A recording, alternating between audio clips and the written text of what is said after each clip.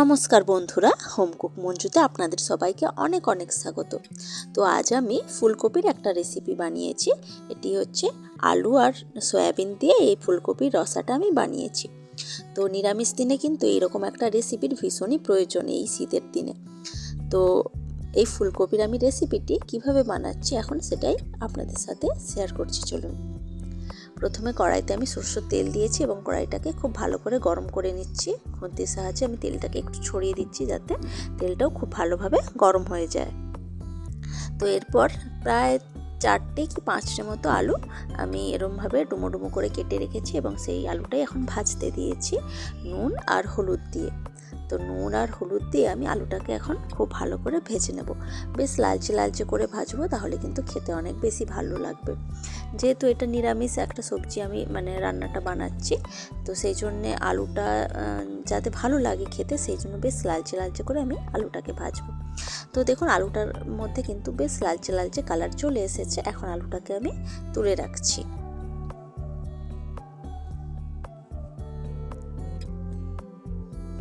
তো কড়াই থেকে আলুটা আমি তুলে রাখলাম। কড়াইতে অল্প একটু তেল রয়ে গেছে, তার সাথে আমি আর সামান্য কিছু একটু তেল অ্যাড করলাম। অ্যাড করার পর এই তেলের মধ্যে এখন আমি নুন আর হলুদ গুঁড়ো দিলাম। এখন আমি ফুলকপিগুলোকে ভেজে নেব। কড়াইয়ের মধ্যে তেলের মধ্যে যে নুন হলুদটা আমি দিলাম, তাতে কী হবে, পুরো ফুলকপিটার গায়ে নুন আর হলুদটা খুব ভালোভাবে লেগে যাবে, তাতে ফুলকপির কালারটা খুব সুন্দর আসবে। তো দেখুন এইভাবে আমি ফুলকপিগুলোকে ওই নুন হলুদ দেওয়া তেলের মধ্যে ভেজে নিচ্ছি। একটু নাড়াচাড়া করার পর আমি একটু ঢাকা দিয়ে রাখছি, কারণ এতে করে ফুলকপিটা ভাজার সাথে সাথে অনেকটাও নরমও কিন্তু হয়ে যাবে। তো প্রায় 3 থেকে 4 মিনিট মতো ঢাকা দিয়ে রেখেছিলাম গ্যাসের আঁচ মিডিয়ামে রেখে। তারপর ঢাকা খুলে আমি আবার নেড়ে চেড়ে ফুলকপিটাকে লালচে লালচে করে ভেজে নিচ্ছি। তো ফুলকপিটাও দেখুন বেশ লালচে লালচে হয়ে গেছে। এখন আমি ফুলকপিটাকেও তুলে রাখবো। এখন এই কড়াইতেই আবার আমি সামান্য তেল দিচ্ছি।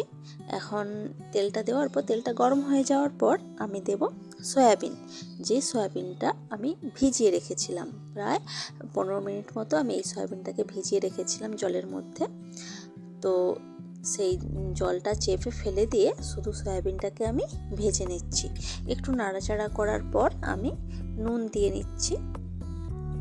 তো এই নুন দিয়ে সয়াবিনটাকে বেশ লালচে করে ভেজে নেব।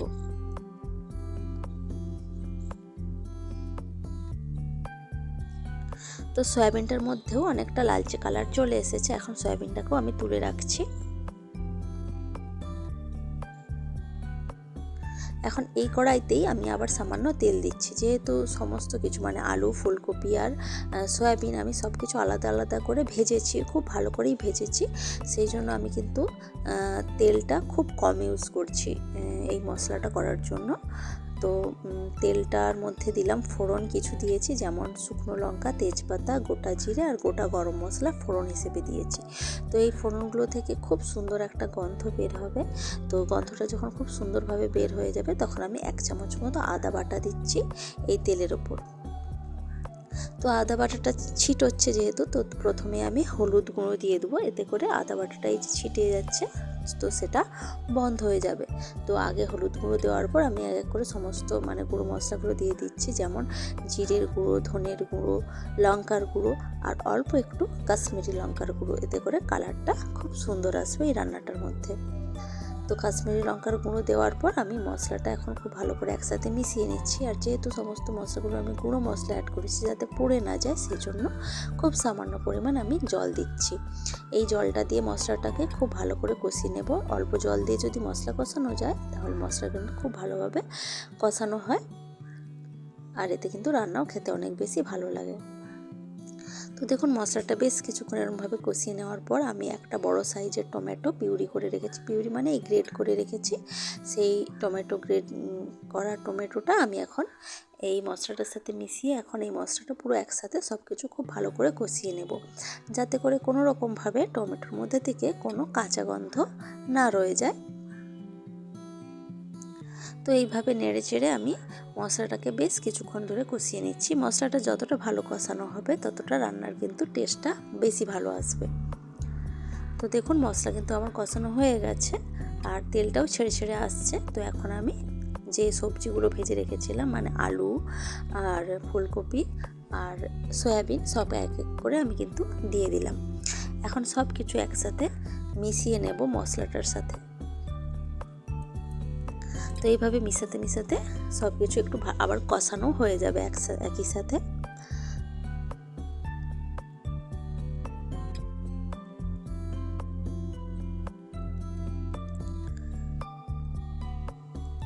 তো দেখুন সব কিছু একসাথে খুব ভালোভাবে মিশে গেছে আর এরই মধ্যে কিন্তু অনেকটাও কষানো হয়ে গেছে। তো এখন আমি এই রান্নাটার মধ্যে জল দিয়ে দেবো আর এখানে আমি গরম জল অ্যাড করছি। গরম এরকম ঝোল বা এরকম কোনো রান্নাটাই মানে বানালে তাতে যদি গরম জল দেওয়া যায় তাতে রান্নার স্বাদটা খুব ভালো হয়। তো গরম জলটা দেওয়ার পর আমি একসাথে সব কিছু মিশিয়ে নিচ্ছি।